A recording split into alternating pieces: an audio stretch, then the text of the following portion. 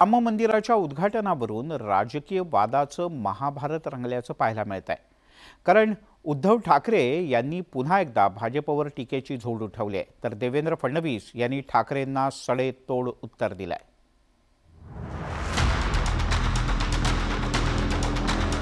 ह्याची एक political event होऊ नये, सर्वोच्च न्यायालयाने तो निर्णय दिला।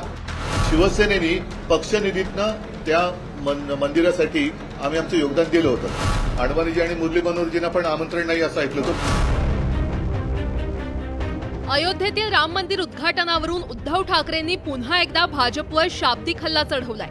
एकीकडे राम मंदिर उद्घाटनाची तारीख जवळ येऊ लागली आहे, तर दुसरीकडे राजकीय वाद वाढत चाललाय। सत्ताधारी आणि विरोधकांकडून एकमेकांना डिवचण्याचा प्रयत्न केला जातोय। उद्धव ठाकरेंनी याच मुद्द्यावरून भाजपवर टीकास्त्र टाकलंय।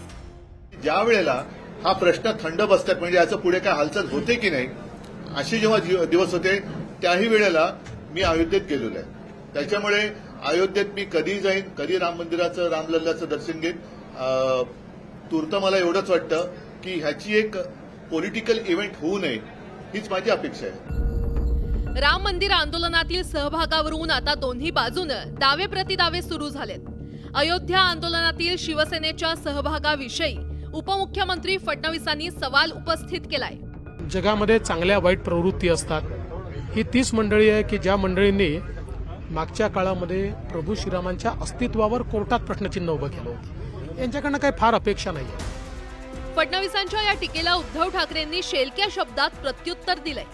त्याने तेच चढले असतील आणि त्यांच्या वज्राने तो पडला असेल तर मला माहिती नाही, पण त्यावेळेला सुंदरसिंग भंडारे वगैरे त्यांचेच होते नेते, उपनेते, उपाध्यक्ष काहीतरी। लालकृष्ण अडवाणींची प्रतिक्रिया आहे, त्यांचा इंटरव्ह्यू आहे, तर त्याच्यामुळे थोडासा गृहपाठ त्यांचा कमी पडत असावा। खरं तर राम मंदिर उद्घाटन निमंत्रणावरून देखील राजकीय वाद चिघळलाय। अद्याप आपल्याला निमंत्रण आलं नसल्याचं स्पष्ट करतानाच ठाकरेंनी लालकृष्ण अडवाणी आणि मुरली मनोहर जोशींना डावलण्यात आल्याचं सांगत भाजपला चिमटा काढलाय।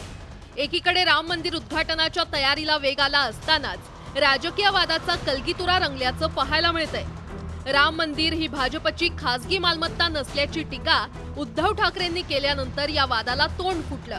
गेल्या काही दिवसांपासून राम मंदिर उद्घाटनाभोवती राज्यातील राजकारण फिरत असल्याचं पाहायला मिळतंय। Bureau report, news 18 Lokmat. Ram मंदिराच्या लोकार्पण सोहळ्याचं थेट प्रक्षेपण राज्यातल्या गावागावात दाखवण्यात येणार आहे।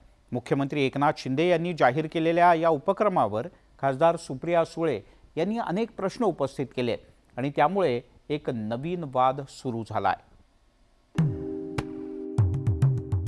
नववर्षात 22 जानेवारी रोजी राम मंदिराचं लोकार्पण होणार आहे। अवघ्या देशाचं नव्हे तर जगाचं लक्ष या लोकार्पण सोहळ्याकडे लागलंय। त्यामुळे राज्यातल्या